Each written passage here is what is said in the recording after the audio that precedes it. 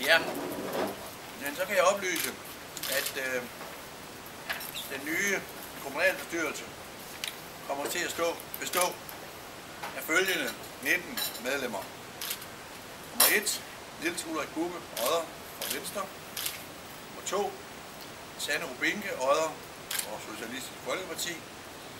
Nummer 3, Elvin J. Hansen Odder fra Socialdemokratiet.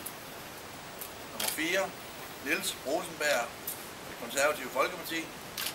Nummer 5, Uffe Jensen fra Venstre. 6, Marianne Hundebøl fra SF. 7, Rie Ramsdal Jensen fra Socialdemokratiet. 8, Anne Bonefeldt Fensten fra Venstre. 9, Hans Hammann, Det Konservative Folkeparti. 10, Theis Rubinke Sørensen Odder fra SF. 11, Lars Grønlund, Socialdemokratiet. 12, Finn Tranum fra Venstre. 13, Erik Ringgaard fra Venstre.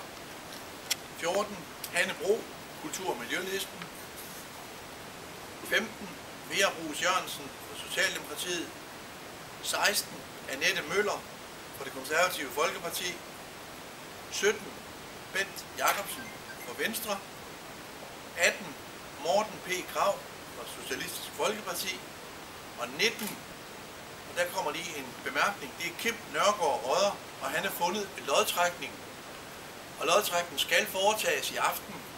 Og det vil sige, at hvis fintællingen i morgen ændrer på stemmetallet imellem ham og Steffen Rosov, så falder lodtrækningen væk.